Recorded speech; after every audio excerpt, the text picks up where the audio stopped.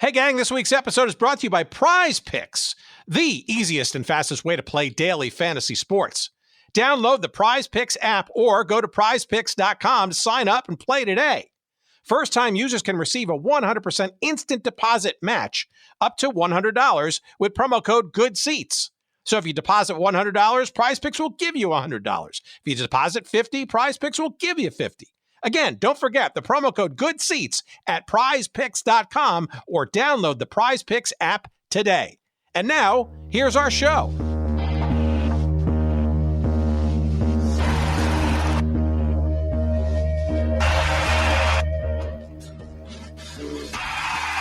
This is a letter here from the Pro Football Hall of Fame in Canton, Ohio, recognizing the Troopers as the winningest team in professional football history. But when you see this stuff, it comes to life. This is trapped in historical limbo. All this stuff was just trapped. Nobody knew about it. I'm not sure that we were ever going to get the story out until this moment right now. A friend of mine, she says, hey, they're got a football team going for girls. They're going to, you want to go try out with me? And I went, okay. Girls didn't participate in sports. Girls just wore dresses and looked cute and looked for husbands. People thought it was powder puff football until they came to a game. 5'1", 5'2", 110 pounds. Heart of a lion. You talking about heart. Coach gave me a helmet and shoulder pads and said, hit her. Okay. By Sunday, I was either on crutches or I could barely walk. We did a lot of hitting, nothing like they do now. It's funny. I said, girl, you're going to eat this nail polish before this day is over. We were unstoppable. It was picture perfect. It was unbelievable. We had more to prove. Never be another football team like the Toledo Troopers.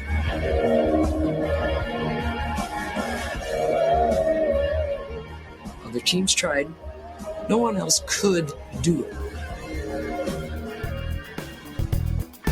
Welcome to Good Seats Still Available, a curious little podcast devoted to exploring what used to be in professional sports. Here's your host, Tim Hanlon.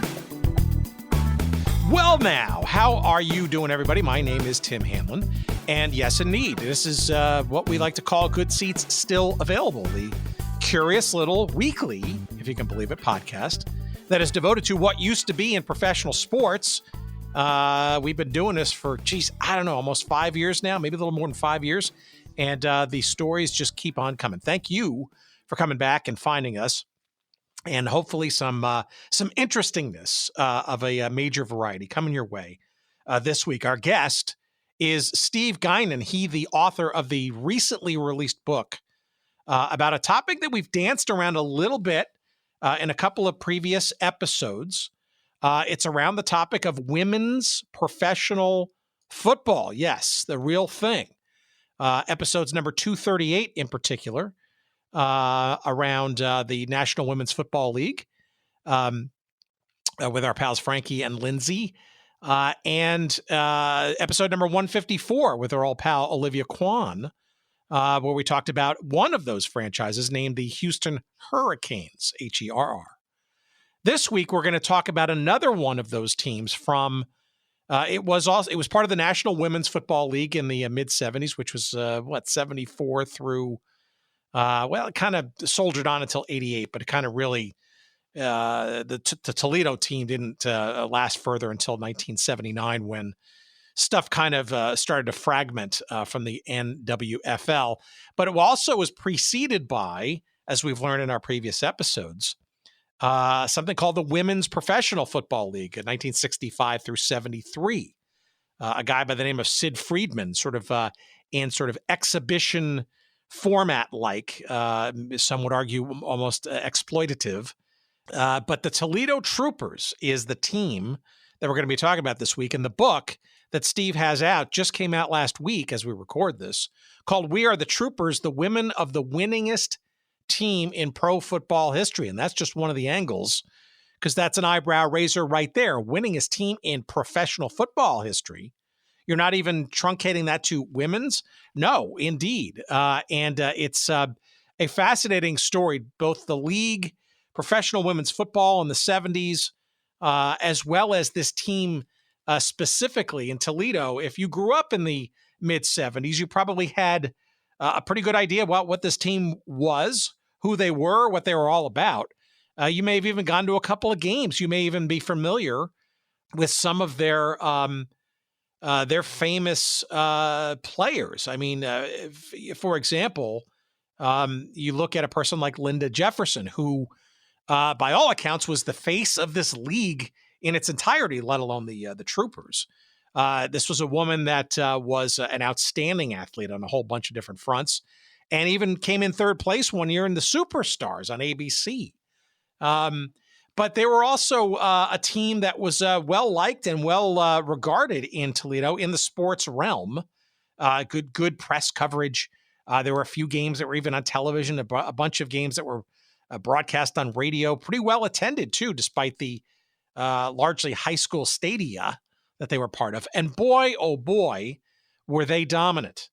We're talking about a team that literally, with the possible exception of a team called the Oklahoma City Dolls, which I guess was about the closest thing to a rival that they had, because they had to split the championship of the NWFL in 1976 with that team. Aside from that, Toledo they were undefeated from 1971 and 1972 in their WPFL years, and they were undefeated through 73, 74, and 75, and they were the champions of the NWFL in the first 3 years of that league. In 1976, they split the championship with a loss and a tie to the Dolls with the Dolls. But in 77, they regained their championship form by going 8-0 and winning the title again. They lost the championship to the Dolls in 1978 with that one loss. And then they lost a division championship in 79. But for 7 years out of their 9-year existence, they won or shared the title. And they lost in their entire life only 4 times with a one measly tie. 58 times they went out there and won. Now, you could conjecture about, the quality of the play and all that stuff and how big of a deal that was relative to the NFL and, the annals of pro football history. But there's no mistaking this is an accomplishment and then some. And as you'll learn in this conversation with Steve in a few moments, and as you've heard with our previous conversations about this women's professional football thing in the 70s, where it kind of really got its first pro leggings, shall we say, or legs. The intensity and the play was very real. We're talking about pads and helmets, the whole bit. And it's also very interesting that women's professional football at that level and with that type of play, tackle and all of that, never kind of really went away. There are a couple of leagues now, call them pro, call them semi-pro, but there is absolutely a real fabric of women's pro football. Now, we get into some interesting sidelights here in this conversation about perhaps where that might go in the years to come. There's just been an explosion of mainstreaming, I guess, if you will, of women's pro sports on television and in arenas and all that stuff of late. And could this be the moment in time where the professional tackle version of pro football for women comes back into maybe some semblance of more mainstream and widespread national professionalism? There's the NFL for a number of different reasons is putting a lot of promotional oomph behind flag football, which could be a natural adjunct as well for a bunch of different reasons for women to be taken seriously at this level. Regardless, the idea of pro football or football generally and women is very much a thing, and as is not a new concept. And that's going to kind of be our lens as we go back to the mid-1970s, a fertile time for challenger and startup and alternate leagues, shall we say. We've known that for many, many episodes and many years of this program. But the National Women's Football League and its predecessor, the Women's Professional Football League, and in particular the dominant and probably most revered and well-known and worthy of examination franchises during that time, the Toledo Troopers. That's the source and the focus of our conversation this week. Our conversation with Steve Guinan coming up in a couple of moments' time. A treat and a learning experience for me, and I'm sure for you. You will enjoy it. I certainly hope so. All right, before we get there, we're not going to do promotional stuff. We're going to kind of self-promote this week. And we're just going to encourage you to, we love all your cards and letters and emails and all that kind of stuff. And we appreciate all the good stuff you might say on social media and all of that. But one of the things that you can do to help this show the most, short of sending us a monthly check from something like Patreon, we may just do that, by the way. It does take a village and it costs some dough to kind of get this show out there. But, we haven't hit you up for dough just yet. It's been 5 years plus now, and we're kind of proud of that. But the one thing you can do, it will cost you a cent, and that is to go rate and review our little show wherever you can, especially on the outsized influential pages of Apple Podcasts. And we're excited to say that we've got a nice 4.7 out of a 5 rating, which is pretty good amongst most of the fare out there. And by and large, lots of 5 stars and some great, very nice commentary from lots of different folks. For example, Disco Dog 88 calls it a sports nerd dream podcast. Love this podcast. Such a fun podcast to binge. Great guests, great content, blah, blah, blah. Thanks. That's really nice to say. We appreciate that. CFL America fan late last year said the gold standard of sports history podcast. Well, I don't know about that, but very, very nice. Uncle B 67 back in February calls it the original and the best. Best of what? Not quite sure. It's an original, perhaps. So we love all that stuff. That's great. And 5 stars are certainly welcome. And awesome podcast, says Cruyff Best from March of this year. We appreciate that. Hey, but it doesn't mean you have to, if you got some criticism, go for it. I mean, you could, how about this 4-star wonder by the Flying Fox back in July? Hey, great concept, but Jesus, Tim needs to spend time editing his questions. He's a master at taking 2 minutes to ask a question that should take 15 seconds at the most. Aside from that, it's an enjoyable podcast. More hockey, please. So there you go. So you can't please everybody, but hey, still asking for requests nonetheless. Just have at it. Yeah, you can be honest and maybe fudge the honesty a little bit by helping us tweak those algorithms for sure. If you have really, scathing criticism, maybe you could just send me an email directly and we can talk about it. We're at hello@goodseatsstillavailable.com. But those 5-star ratings certainly do help the algorithm. Other people like you or may be interested in the topics and all that stuff. We appreciate that. And again, it doesn't cost you anything to do it. And it certainly would help the show, short of asking and begging and groveling for dough. So we appreciate that very much. All right, enough of that self-promotion. Let's get into the conversation, shall we? Let's talk about women's professional football in the 70s, and let's talk about the most outstanding, well-regarded, and dominant teams in that era. That is the Toledo Troopers. Toledo Troopers, you say it. It's hard to say after a long day of work, but here it is, our conversation with Steve Guinan coming up. Please, as always, enjoy.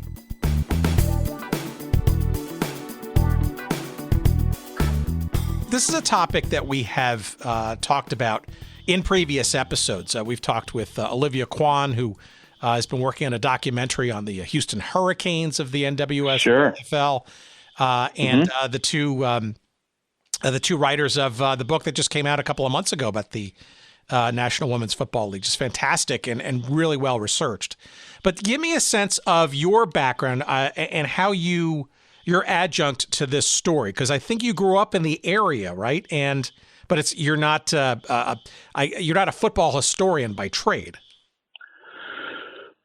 Right.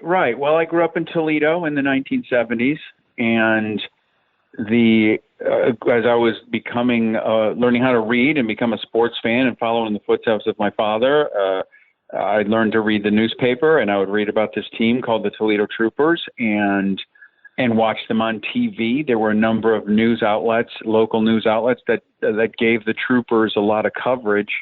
They were a winner, and why wouldn't you? And then, so they were just kind of in my consciousness at that age. And then the league, they disappeared. There were no stories about the league closing. It just was gone, and it was out. It, just disappeared from memory. And then I happened to meet, by chance, the coach's son, and through that, the coach himself.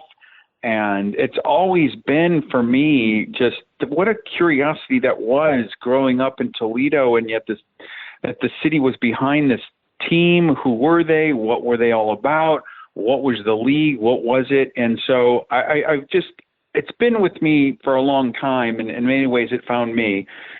And over the past, maybe 10 years or so, I began doing more research, and just through the process began collecting things, meeting some of the players and researching. And that's how kind of the story of the book, We Are the Troopers, was formed. And so I wouldn't call myself exactly a historian, but I'm a writer by training and trade.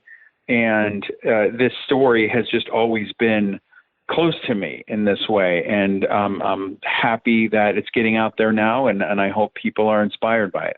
So this sounds a bit like it's a retroactive sort of rediscovery, perhaps, of maybe your earlier youth and some of the sports inklings that you were experiencing in your youth, and having them basically just disappear and whatever happened to.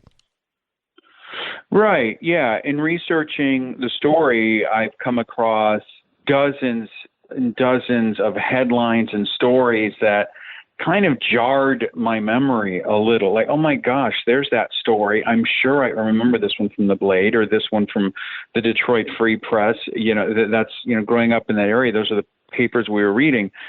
So it was a kind of going down memory lane a little, like nostalgia. There's nostalgia in it, but there's something more to it too, in that these women really did this amazing thing, and their coaches. And I hope the book celebrates that. Well, tell me how this story re-entered your conscience, right? Or your consciousness, because you mentioned the son of a coach, and obviously that coach of this team is very central to this story and its success back in the day. Right. I met the coach's son and met the coach and some of the other coaches. And actually, we sat down to write the story. Okay, here's the pitch. It's 1970s women playing football and really being really good at it. Okay, it kind of lends itself to a screenplay.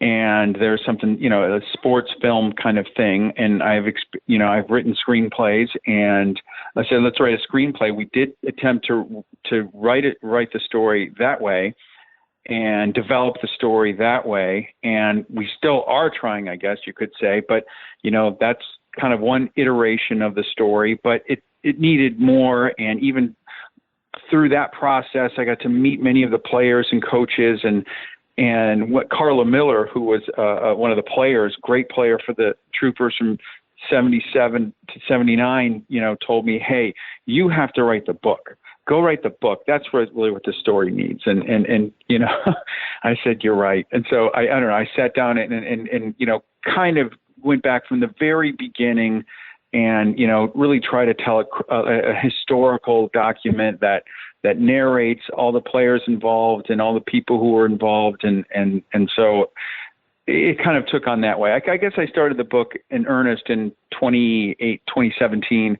And, then here we are. So where do you start this story then? Because, even before Toledo existed as a franchise, there was even a league before the league, right? There was this women's professional football league from 65 to 73, which was, I don't know, by many accounts, not even really a league as much as it was sort of a showcase of maybe an exploitation of women playing the man's game by this guy, Sid Friedman. You're right. But absolutely Toledo right. was part of that, though, and then survived, if you will, going into, I guess, more legitimacy. Yes, I think that's the case. And Sid Friedman I give him credit, and as I think Brittany or Frankie Delacrita and Lindsay D'Arcangelo do in their book about Sid Friedman kind of starting the Women's Professional Football League. But he kind of had a vision of as a gimmick, and that would in some ways exploit the women. He just wanted to, I think, really sell a more what has been termed a lingerie league kind of event. And yes, was it a league? Was it more of a showcase? That's a good point. But then, Sid Friedman put an ad in the paper in Toledo in 1971 to start a franchise there. And Bill Stout, who became the coach, saw it differently.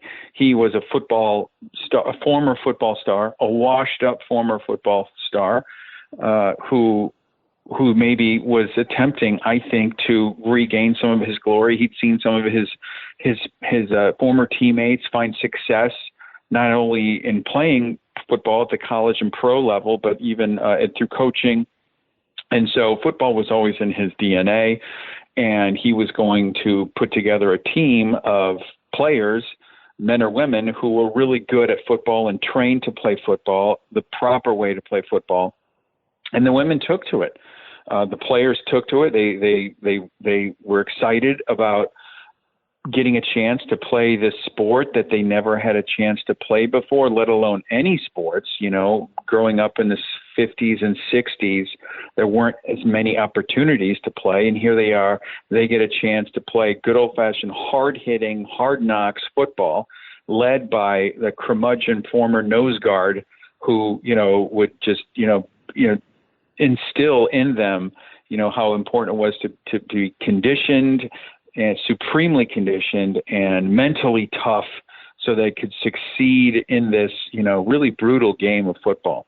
So he took it in a different direction. And that, 73 you mentioned, that's when he split with Sid Friedman and began the National Women's Football League as opposed to the Women's Professional Football League, which was Sid Friedman's, idea. And then he partnered with some owners in Texas and in California and started the National Women's Football League and believed that this could be, with the backdrop of the ascendant National Football League and the Super Bowl era, they believed that this could be a viable sports, industry like national sports leagues like the WNBA, or the national the soccer women's soccer association that exists now. So Bill Stout was not only the coach, but he was also the owner of this enterprise, right? And so I guess I'm really curious as to how and why Toledo, for example, versus other markets for this effort, and why he would want to pursue, at least initially, being part of the WPFL when it seems like he already kind of knew what it was and really kind of what it wasn't, this league, quote unquote, for women. That's a good question. I think he ultimately saw it as potentially a national league, and he had some backers, he had some people who, and they were at once a curiosity. They were on the Donahue show, and they were getting some national media attention. But his story was straight, like, hey, we're here to play football. They're really good athletes. Look at Linda Jefferson. She's incredible. You can't stop her. She can go up against anybody, any female athletes, and she would ultimately in the superstars later. But not only her, Jefferson, but other players, their offensive linemen, their defense. They were really tough, hard-nosed players who believed in the sport and took to it, I think. And found real meaning in being good at playing football. So I think with that in mind, whether it's Toledo, Cleveland, or LA, or he believed he was getting in on the ground floor of something that would grow.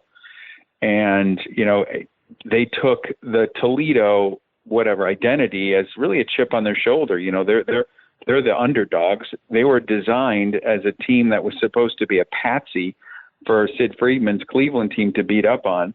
And turns out that they were actually the best team, and they were beating everybody from, Dallas to Oklahoma City to, Detroit, Cleveland, Philadelphia, and New York. So they took it, I think and they got the support from the city too. They were, a lot of press, like I said at the beginning, like the Blade and other news outlets were really supportive of them and trying to spread the word of women's football. Now, in some of our previous conversations, some of that press coverage was sort of remembered as, and maybe even documented as, shall we say, less than, right? That the women's game is not nearly as good or as legit, if you will, or the angles of, of girls playing the man's game, sort of the courtesy article and that kind of stuff. Would you? It sounds to me like the Toledo team was taken a bit more seriously, not only by the press, but also maybe the fan base.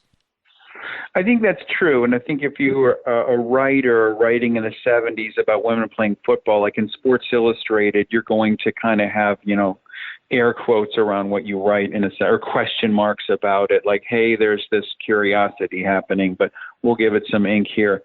Or hey, there's this, comparison that many writers made of Linda Jefferson to O.J. Simpson and Walter Payton and other male football stars as a kind of cheeky headline to get people reading. But if you read further, I think, you do find that the writers were really, supportive and of the team, and doing their diligence to sort of tell the story that, hey, these women are really good. I think the reporters who covered the Dallas game, while there weren't many people in the stands, they really said, they gave Jefferson a lot of credit. Called her a 135-pound whippet who diced up the field. They used, they were pretty impressed. And like many of the coaches would say, like Bill Stout told me, people came out to laugh, but left as fans. So I think when you see them play and you see footage of them, you realize they're really good. They know what they're doing. Yeah, and that's a pretty potent statement, because you have to think that too, that it also comes into marketing too. Like how do you market? I know this is more of a broader league question, I guess, and the whole sport itself, but how does one market something like this? I mean, is it to the male football fan? Is it to the female sports enthusiast? Is it to families looking for a more affordable way to watch pro football? Is it, and any or all of those things, which, all of them by themselves and together sound like a huge challenge to market something like this. Yeah. But, from the very beginning, that's what sports faces, marketing challenges, and leagues rise and fall if they don't get audiences to buy into those narratives, to the storylines. And, the World Football League, remember that in the 70s? What happened to that? Like the ABA, American Basketball Association, there's a hockey league, kind of the competitor of the NHL, that it just doesn't get the stories. And if you don't get the stories, then you won't get the following. And I think that the marketers for the Troopers, they really pushed Jefferson as sort of a lightning rod for the league, and they made headway with that. Because she was so good of an athlete, truly like the best athlete you've never heard of. And so while they were trying to capitalize on stars, I mean, look what the NFL did with early stars like Joe Namath. I know comes to mind as somebody who marketers like Sonny Werblin, who was the owner of the Jets, put him out front of their team, and so that's what it's really about. If you can generate that audience by getting audiences to buy into the narrative of the storylines, I think you're gonna have followers and you're gonna have people come out. So that's what I think. Really, women's sports today, they're like the WNBA is doing a terrific job of getting their stories out of the stars today, and the National Women's Soccer team too. They're and some of those players are household names now for the last 10 years. Yeah, for sure. And I think, we're also talking about the 1970s, right? If you're looking for any decade that was representative of the ultimate in entrepreneurialism when it came to pro sports is probably that decade, right? Of the ABA, the WHA, the WNBA, Yeah. on and on and on, and all of them to a league and to an entity, right? Would try to circle around a star of sorts, either by rating an existing league or perhaps just outright importing somebody from like Brazil, like Pelé in the NASL in soccer at that time, right? Oh, yeah. So let's talk about Linda Jefferson, because I'm curious not only about her and her story, but how she and why she comes to a fledgling, I don't know, whatever this is, 2 years, 3 years in this fledgling football thing for women. What's her story? What's her background? How'd she even come into this mix in the first place? Linda Jefferson was just an outstanding athlete, mainly a track star. Those were really the sports you could play in the late 60s, early 70s at Libby High School. She played a version of basketball, where they only one person is allowed to cross the court, and they had rovers, and they had, three people are. It was just a watered down version of the sport, but she played that. She, was a track champion and, at the city league and at the state level. After she graduated in June of 1972, which was the very month that Title IX is sort of written into law, what else is she going to do? What is she going to do? She plays softball. There's, she works at a factory. And one of her coworkers said, "Hey, you should come out and check out this football thing." And so she does, and her mother refuses to let her play, so she does it in secret. And turns out she's just really good.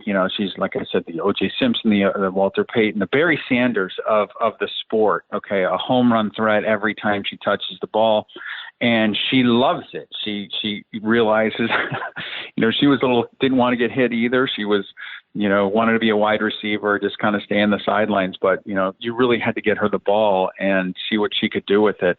And she loved the sport, and it was in her to dominate. She's an incredible competitor. Just to talk to her and look at her, she wants to really, she's going to beat you. She's going to take you on and win. She has that fire in her that really, truly, only the greatest really have. I don't know. You can just sense it about her. So, and sure enough, it plays out on the field, and she's a dominant player, and that's her sport. So that's what she did, and she did it from 1972 to 1979. So she sustained a number of injuries that kind of slowed her down. I think that she had Olympic aspirations as well for the 76 games to be on the basketball team. She was part of an Ohio league that played around the state, and in the off season for football, she played on a basketball league in Ohio, and won this amateur state title, and then didn't make the cut for the Olympics. So I think that was disappointment, but it was one of the reasons that she didn't take the money when she won the Superstars, because she wanted to maintain her amateur status. So when she came in third in the Superstars, the ABC program, she left her money there, and, didn't take the money so she could make the Olympic team. Well, she did make it. So the next year she took the money and bought a Volkswagen Rabbit with it. Yeah, it's interesting you mentioned the Superstars, right? Because that's actually was the path for a number of different standouts in sort of fledgling or new leagues. Like Kyle Rote Jr., for example, in the North American Soccer League was a discovery that most people had not heard of or had never seen before. He wound up winning a couple of those. There were a couple of players like Mary Jo Plepler and a few others in volleyball, right? The International Volleyball Association. So it's very interesting how those. I think a pole vaulter won it the first, like an Olympic pole vaulter was the champion the first time they did it. Yeah. To your point, like maybe those athletes on the periphery, this was an opportunity for them to make some money and to capitalize on their athleticism and make a name for themselves and maybe make a commercial. Yeah. And it's interesting how that did or didn't necessarily translate into the leagues in which these players were performing and their success. Now, obviously, the leagues have to perform and the teams have to do well and we have to draw people, right? But I guess the question there is, how does Linda Jefferson, somewhat quickly just stand out? And I guess maybe what's your sense of how quickly she was seen as a marketing tool, if you will, because she's obviously the front and center face of this. And I mean, the Phil Donahue show with, and all these, the superstar stuff and all these, Dinah Shore. I mean, she was out there a lot, and I'm sure that wasn't by accident. Oh, no. Yeah. And Owens Corning, the Toledo headquartered fiberglass company, shuttled her around, paid her stipend to go and speak to young girls or young children about the importance of athletics. She traveled to LA and New York and other places, Atlanta, on the, in the Learjet to meet and talk to high school. So she was a spokesperson, for the sport. They did have her out front. You mentioned the Dinah Shore show. She was on that with Anthony Davis, who the USC star, who just who was second in Heisman voting, and I think he signed $1 million contract with a World Football League team. So he went the World Football League route, and they were together on the show. Here's a guy who was a football star who had just scored 4 touchdowns or 5 touchdowns in a big game against Notre Dame, and he signed $1 million contract right alongside Linda Jefferson, who also had just scored 5 touchdowns in a rival game, and she makes $25 a game. So I think yes, she was out front and center, and she did believe that it would translate into sponsorship money. It was really what is she, what is she going to do? She's going to support, the initiatives to get the word out. And I think she was really good at it. She was well spoken and, had a really charismatic presence about her. And that seems like, she was, very proud of what she did and all her efforts to lift the league and to give her, herself opportunities was she has no qualms about that. Where were her teammates or the other players and staff coming from? What was sort of the process by which talent was being found to populate this quickly and amazingly very successful team? There was just an ad in the paper and to see who showed up. And the first year was, a kind of a test run. And then by the second year, I think the word had spread among softball leagues, among I don't know, the word had spread. And by then, the second year, there were a number of players, including Jefferson, who would become staples of the starting lineup for years. Sunday Jones, Gloria Jimenez, Mitchie Collette. I mean, these are names that appear really throughout box scores of the Troopers throughout their run. So, these women were factory workers, some were beauticians, some were just convenience store workers, some were, housewives who just found, hey, there's this cool thing, and I'm going to get, I'm going to get somebody to take the bus over to the practice and see what's going on, and they I don't know, they were coached up to play right and play well, and I think that's what those aspects really launched them to supremacy throughout the league. Yeah, in this book, you obviously talk, and this is similar to the other stories we've heard about, say the NWFL and some of the prototypes or the predecessor league with Friedman and others, is almost this innate and very deep sense of camaraderie, almost to the point of they almost didn't necessarily.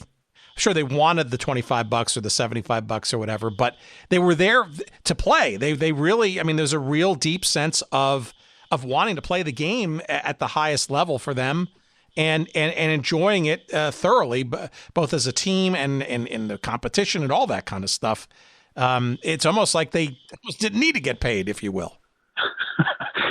That's absolutely right. Like, yeah, sure, they would have liked to get paid more. Who doesn't? But that wasn't what it was about for them, nor was it about making a statement, really. I was lucky enough to be part of a reunion when we started this kind of reaching out and connecting with the players and coaches.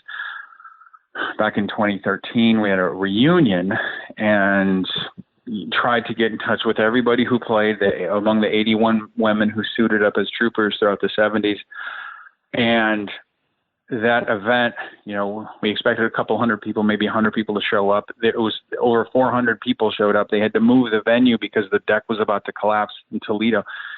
And to see them together, you would have thought it was, the 1972 Dolphins or heck, the 1980 Steelers. But like these women were almost war heroes coming back together. Camaraderie almost doesn't do it justice. There's a sisterhood to what they lived, and that runs so deep in them. And it was whatever happens with the story, to see that I'm just I'm grateful to be a part of it. And it was really inspiring to see how much it meant to them, even today, to look back on their lives and say, hey, I did this thing with all these other women and we were really good. No, we were great. We were the best. I tell this story about Gloria Jimenez, who played throughout, for 8 years on the team. And she said, just by chance, it was kind of a candid statement, but she said, I was a Toledo Trooper and it's the greatest thing I've ever done. That's always struck me as a real tell of what it meant for these women and the camaraderie, like you said, that the game brought them.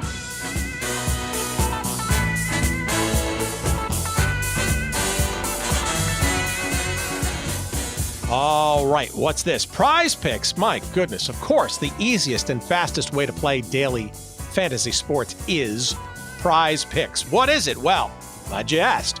Literally, it's straightforward and the simplest and most fun way you can do daily fantasy sports. All you got to do is pick as few as 2 or as many as 5 different players in a sport or, frankly, across a whole multitude of sports, and simply predict whether those players will get more or less than their projection. Maybe in baseball, that's strikeouts.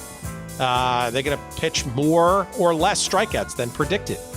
How about in football? That could be touchdown passes. In basketball, that could be 3-point shot attempts made, etc. Literally, all you got to do is pick whether they're more or less than their predicted outcomes. And you can choose and mix and match sports as well. You don't have to pick 2 or 3 or 4 or 5 players in just one sport. No, you can pick a couple of players across different sports. And boy, oh boy, when I say different sports, Prize Picks has a wide variety. It's all the major leagues and sports that you can think of, from the NFL and Major League Baseball, all the way into various niche sports like MMA or disc golf, perhaps even lacrosse or various forms of boxing or even esports. Prize Picks has daily fantasy picks for you across all of those and more. Again, try them out. It's really easy and it's a hell of a lot of fun, and you can win big bucks too. You can go the flex play model, which basically means you don't have to choose and succeed with every single one of your picks, but you'll still get paid. Or you can go the power play mode, which basically rewards you with more money if you get every single one of your predictions correct. It's awesome, and it's fun to play for sure, and it really brings your live sports viewing into a whole different realm of excitement. And of course, we've got a promo for you as well. So all you got to do is download the Prize Picks app on your Android or your Apple device, or go to prizepicks.com. That's prizepicks.com, and sign up and play your daily fantasy sports right now. First-time users can receive a 100% instant deposit match up to $100 with promo code GOODSEATS. So if you deposit $100, Prize Picks will give you $100. If you deposit $50, Prize Picks will give you $50.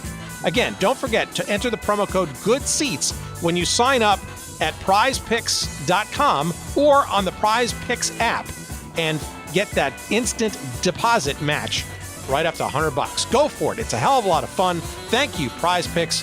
And now back to our conversation.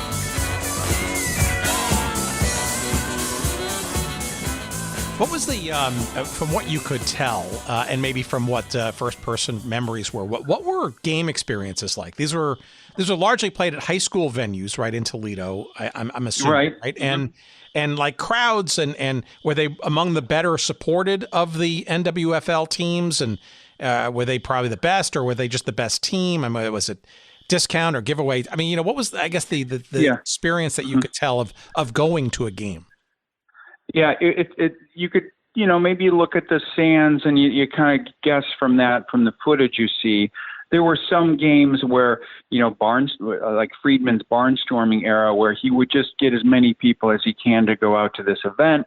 And it's on Saturday, and here's a ticket, or go, and you maybe pay half at the gate, or, and there were, I would say, some estimates say in the thousands, 2,000 people would show up at some of these early games. The Oklahoma City championship game in 77 and 78, that's a Taft Stadium in Oklahoma City. Those stands are pretty filled, and reports of 4,000 people attending those games. Those are the bigger, bigger bills, but maybe a regular season Detroit game in Detroit, high school in Detroit, maybe they'll get a couple hundred. So, it varied a little bit, but it's a high school stadium, with friends and family that they would get between some reports hundreds, but in some cases the bigger events thousands. Yeah, it almost seems to me, too, the website devoted to the team has a couple of really interesting visuals there, including, it looks like, a couple of even ads featuring some of the players. They're almost like some of mini local heroes in some respect, it looks like. Yeah. Maybe the billboard ad, they did what they could to market the team. And, they ran ads on the radio, they bartered. They got the local stations to get behind them. They had board members who were on local media outlets to find any ways to get the word out. Restaurants had, they used on Tuesdays or whatever it was Trooper Day at the Wendy's on Woodward, where if you showed up with a ticket, you get a free meal. They did things like that to really generate buzz and interest and get people to believe in the stories. Well, tell me maybe how Bill Stout, and then later Mike, his son? No, his brother. His brother. Give me a sense. I mean, this was not only a good team. This was not only a great team. This was a dominant team by all accounts. I mean, there's no question that the Troopers were by far the standard, the best of whatever version of this league existed in the 70s. I mean, that doesn't come by accident.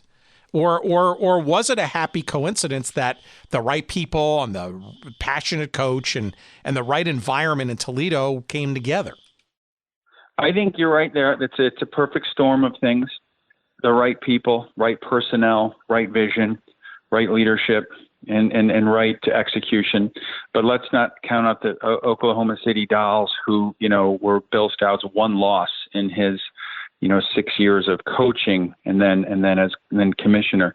He was commissioner for the other, actually 7 years coaching, 2 years commissioner. His one loss was the Oklahoma City Dolls. They were coached by the Reynolds brothers, Mike and Hal Reynolds, who I think were similar to Stout in their approach to preparing the women to play. Oklahoma City, in Oklahoma City, Toledo did meet their match. They got beat. They went out to Oklahoma City in 77. They lost. And then they won the next two in the championship in Toledo, and then the championship in Oklahoma City over the next 2 years. And that's when Stout bowed out. He was no longer the coach. He became the commissioner of the league and spent most of his time attempting to get other teams to prepare as professionally and as detailed oriented as Stout prepared the Troopers. So, he proved himself as a coach, and then to try to get the league off the ground, he was the commissioner for 2 years. And then after that, the league folded. It also feels to me that what the Dolls and the Troopers were doing in terms of taking this, if you will, seriously, and the play and dominating and really committing to this as a sport, that wasn't necessarily reciprocated by all of the other teams in this league, right? There were sort of those that came and went and maybe didn't take it so seriously, or maybe even had the funding or the interest from their local markets. Well, if you look at a team like Detroit, they played Toledo twice a year. They never won. But you're not talking about the Washington Generals here. They were they were the close games. Some were close, and some they almost won, but for maybe a run back or I don't know, a play that could have gone either way. A couple of close games, but they never won. Detroit was a good team, and the players were dedicated to it, and believed in it. Some were kind of shared in the ownership of the league, so there are also players on Oklahoma City who kind of shared in the ownership, kind of admin, manager, kind of player type of role.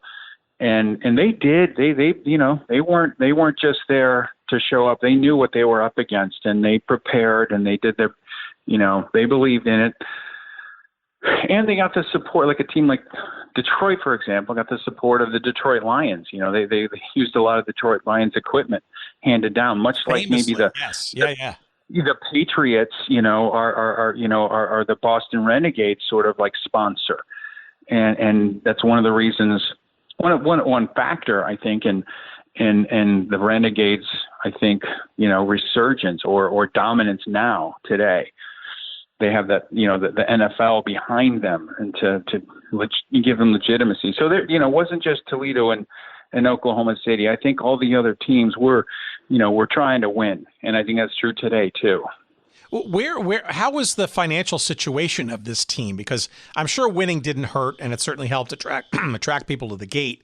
But you're also mentioning a few of these teams having some, shall we say, outside support. I mean, where were the Browns and or the Bengals in all of this, if at all, and or how are they surviving? Because it certainly wasn't television rights, and I'm sure they weren't selling out their high school stadia either, right? So where does the money come from to sustain such a arguably probably fledgling enterprise? Yeah. Well, they did not have the support of those organizations. I think they kind of, the pros just kind of sat on the sideline watching. They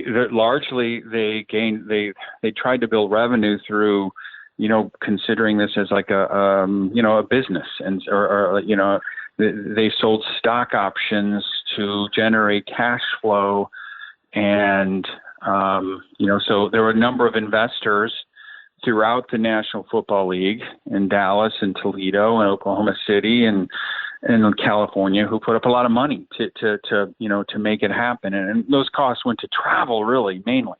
Like traveling is a real challenge for a league like this. Travel and room and board for teams that go on the road. I think the last 2 years of the NWFL, it was really regional to the Southern Division, which was Texas, Oklahoma area, and then Toledo, Columbus, Detroit, Middletown, Ohio had a team. So it became more regional as it shrank and contracted and had a harder time, bringing teams together across the Mississippi. And this was legit, like very traditional pro football rules, largely, with very, very little exceptions, right? A couple exceptions, but you have 11-on-11, and to see the footage of it, you think it's, it's like maybe a really good high school team. The women like to say we're like a Division III college team. And I showed the video of them playing the Troopers playing Oklahoma City to a couple of ex-Oregon football players just to kind of see their reaction. And when they found like who's this team? They're really good. Like, what is this? Like a 70s, it's a pro, like a WFL or something. Like, no, this is women playing football in the 70s, and blown away to see like this is actually women playing. They're it's a legitimate, just like you're watching, football, not the same as the men, but it's women's sports, and it's hard knocks. It's hard nosed 11-on-11 football, coupled rules involving, extra point scoring. But that's about it. It's good old fashioned American football. Yeah, I mean, it's interesting. It's actually a reverse of the points after a touchdown, right? I think the kick was actually awarded. You got 2 points for actually doing the successful kick versus 1 point for actually running it in or passing it into the end zone, which is the inverse of what the pro league. That is correct. Yep. And partly they wanted to put a wrinkle on it. They wanted to make it different. They wanted to distinguish it in some ways from the men's game, and so that was probably the most salient rule difference. But other than that, it was pretty much the same. So despite all that success and obviously a phenomenon of sorts in the Toledo and the metro area, what do you think, maybe some of it's obvious, maybe not, what do you think contributed to the demise of both the team as well as the league by the end of the decade? Because from the league accounts, it looks like there was kind of fractionally a fall off of various teams into other groups like the Western League and all that kind of stuff. But I guess what's your assessment of why the league didn't continue in that form and the Troopers with it? Probably the same reason that leagues since then of women's football, around the country have had a really hard time of unifying at a national level. They became regional. It just became too expensive. As the last 2 years without Stout as head coach, the Troopers still were the best team regionally. They went 13-4 over 2 years. They did lose to Columbus, which was sort of maybe a harbinger of the end of the road for this dominant team. And they did lose to Oklahoma City, very late in 1979. So those were kind of, moments that really, I think, were harbingers of the end of an era as the decade came to an end. And so, since then, there's been Toledo, women's football in Toledo. There were the Mustangs, and then there was the Furies, and then now there's the Toledo Rain. So I think it's just been really difficult for since then for a lot of teams to unite at a national level, and really, I think, confronting those barriers of travel and how to finance, and get the stories out. So you're going to have more audiences and more sponsorship. There's signs that, maybe there's some, the Women's Football Alliance right now is thriving. I would say it's doing well, but it's got some challenges, more so than any other national iteration of women's football, I think, in the past few years, led by the Renegades. So, they still face those same problems of uniting across, the continent and getting that fan base that I think you need to support a lasting, sustainable league. It's also very interesting because it also seems like there's a confluence of things going on now. I mean, number one, obviously the just sheer explosion, finally, of professional women's sports and media coverage of substance, right? WNBA and WFSL, the Athletes Unlimited thing is, et cetera. Just an amazing flourishing, if you will, of professional level women's sports and top tier and coverage at that. Second, though, it's also interesting. You're alluding to it. The pro game for women, or even if it's semi-pro or seriously organized amateur, of playing football for women and by women, never kind of really went away after this. I mean, this is maybe arguably the biggest sort of national effort at that time, right? But it seems like there's been a diaspora of these leagues on a regional and semi-pro level that have really kind of never really kind of gone away. Right. That's right. They're all like every city, you talk about women's football. That's, people say, what? There's still a little, and I said, there's a women's football team in your city. I'm sure of it, and wherever you go, there's a women's football organization, and there's one in Columbus now. And they play regionally, the Pittsburgh and Toledo's, and there's one in Cleveland. So it's never gone away. No, it's just, it's taken different iterations to unite on a national level. And I think the Women's Football Alliance right now is really interesting in that they run like a tournament, that like that's their season is a tournament that starts with, like 16 teams and nationally, and it kind of culminates at the Super Bowl in Canton, before the NFL starts. I think that's a pretty good model that's getting a lot of support from national sponsors, and ESPN covered their game this year. So it's just, they still have to, get those stories out and get the fans to, follow it at a level that, there's no reason that that audiences can't and shouldn't and enjoy and appreciate what these athletes are doing. It's also interesting to see too how the legacy male pro leagues do or don't support, right? I mean, Major League Soccer has had its dalliances with women's soccer over the years. There's kind of maybe a loose relationship now, maybe with a stadium or two. But you look at the NHL with the I know they changed the name from National Women's Hockey League to something else I can't remember off the top of my head. Certainly the NBA has been nurturing the WNBA for years. You wonder where the NFL could come again, perhaps, in all this. Now, with all due respect, the NFL doesn't have to do anything anybody else wants them to do, right? Because they're the NFL, for God's sakes, right?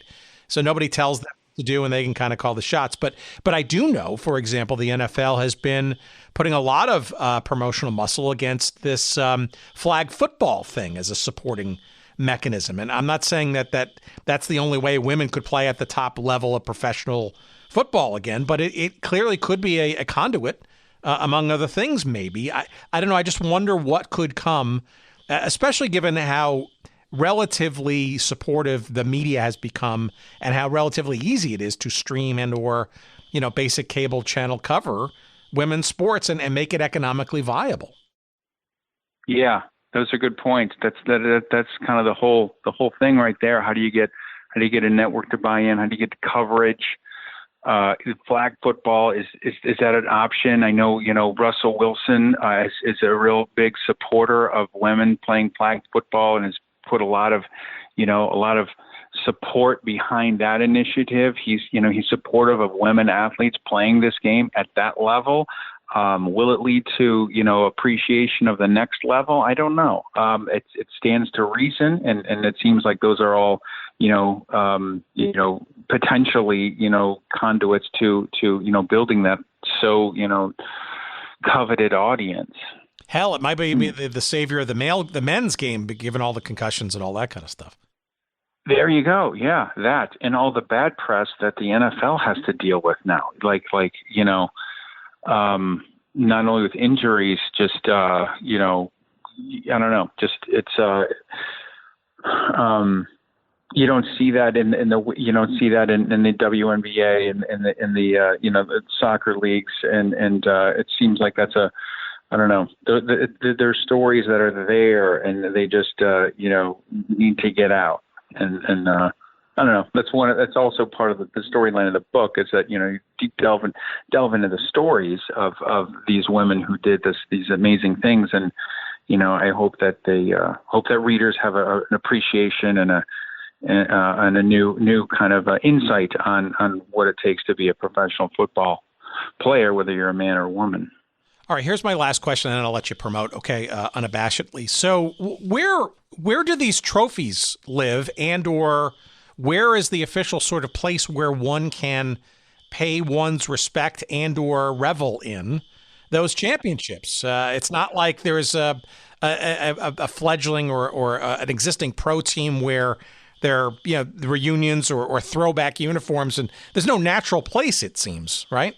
No, there really isn't.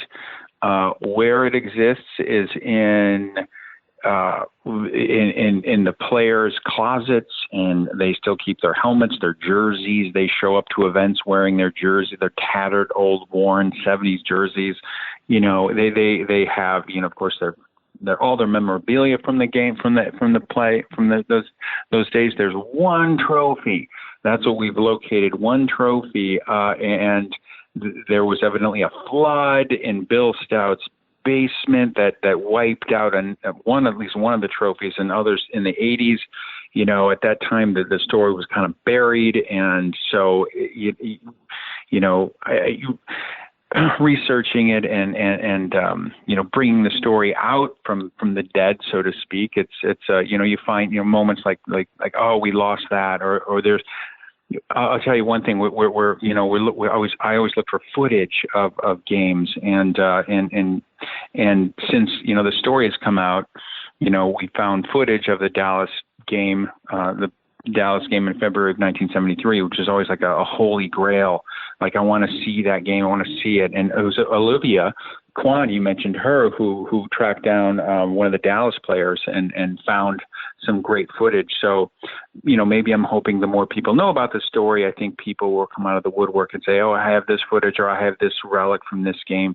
You know, I love all that history. So hopefully it'll come out. But as for a central location, there's really not. It's really kind of it's in my basement and all the research that I've done throughout the years. Okay, well then, where should it reside? Should it be in the Pro Football Hall of Fame? Should there be? Yeah, I don't. I'm just not familiar with the latest sort of versions of the Halls of Fame and stuff. But should there so something in Toledo proper? I mean, you'd think that it should be somewhere, right? Sure. Mm-hmm. There should be. It should be. Yeah, Toledo somewhere. I like that idea. Let's put it in Toledo. Let's have a square. There's a little, you know, local history museum in Toledo that has some of the history there. You know, they were in the Hall of Fame in 1981. The Pro Football Hall of Fame had a little diorama, like kind of a little kind of in the corner, like, hey, there's women playing football, and then right in the great state of Ohio where football was born. So, you know, it was there. It did exist there for a time, and then history kind of came and swept it away, and perhaps it belongs back there, maybe featured a little more prominently. So that's a good question. I support that. Yeah, and that of Linda Jefferson as well, right? I mean, if she was sort of the hallmark of this league, and perhaps its most famous face, certainly for the team, if not for the league. You wonder where she should be also hallowed and celebrated and remembered and feted. Yeah, I agree. And she should be celebrated and hallowed, although she would always give credit to her teammates. You know, she's, you know, a very humble champion, even though she'll, you know, a fierce competitor. She always gives credit to her teammates and wouldn't expect you know, the limelight on her. She would want the whole team to be honored, and the coaches. That's another thing. They, you know, the players all really looked to their coaches and said they got us ready. So it really was a total team effort according to them. So yeah, the whole team should be hallowed. Okay.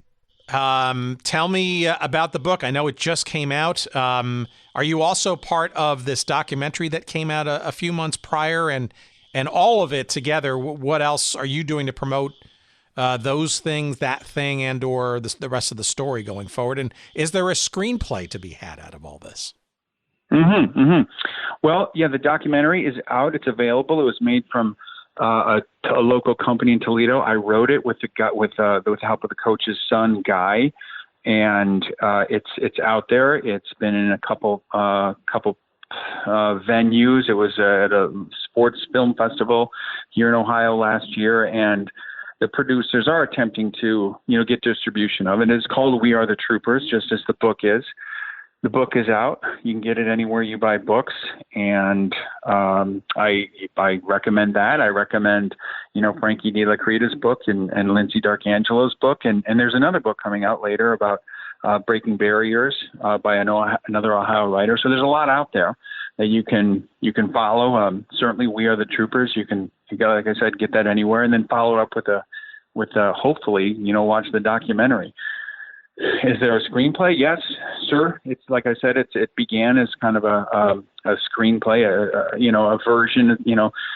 The marketers at Hachette who published the book have used kind of like a League of Their Own meets, Friday Night Lights as a way to kind of put the book out there, put the story out there, and that has a certain hook to it. So, I'll go with that. And, maybe someday you can then watch the movie too. But I guess it starts with the books.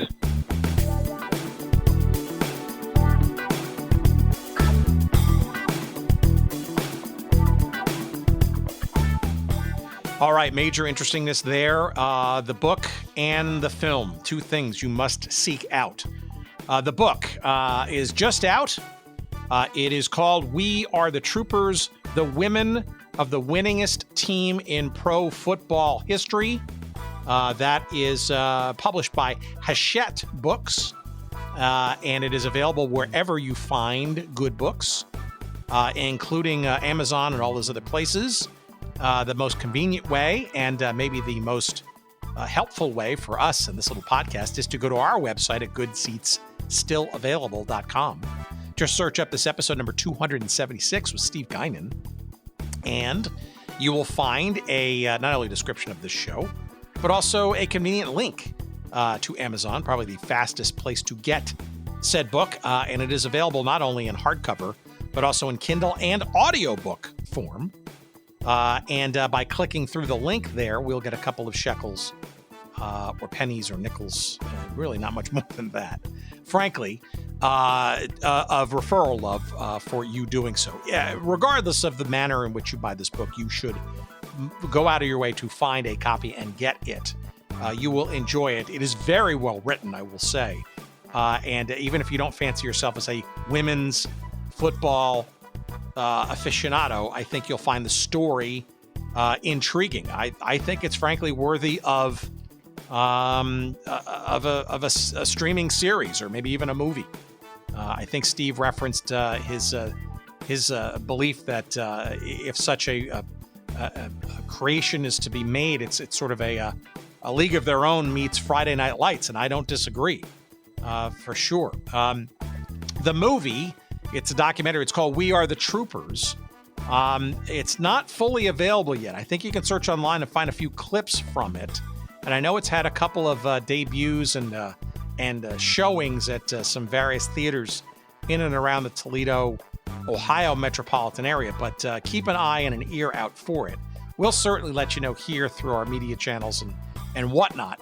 But as Steve intimated, the distribution of this film somehow through hopefully some streaming platform more readily available will be there sooner rather than later. So, and you can follow Steve, by the way, on Twitter at @sguinan. That's SGUINAN at @sguinan on Twitter. While you're on the Twitter, why don't you make sure that you follow us as well? We're at Good Seats Still there on the Twitter.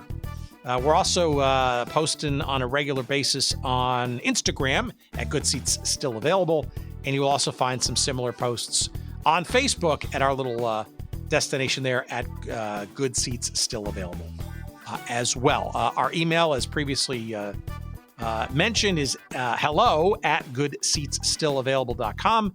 And again, the website, goodseatsstillavailable.com, the locus for everything about this show.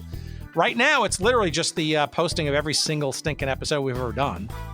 Great place to graze and browse and get a feel for the show if you're new to it. But of course, the best way is to subscribe and or follow wherever you get podcasts. It's universally available, and it's the best way, the quickest way to get every ounce of weekly goodness we try to produce for you and send your way through the interwebs as we do each week. All right. Thank you kindly for listening. Thank you kindly to our pal, Jerry Payne Audio Excellence. Thank you, sir, as always. And we'll see you next week. Thank you, God willing. And take care, everybody, and be safe. Bye-bye.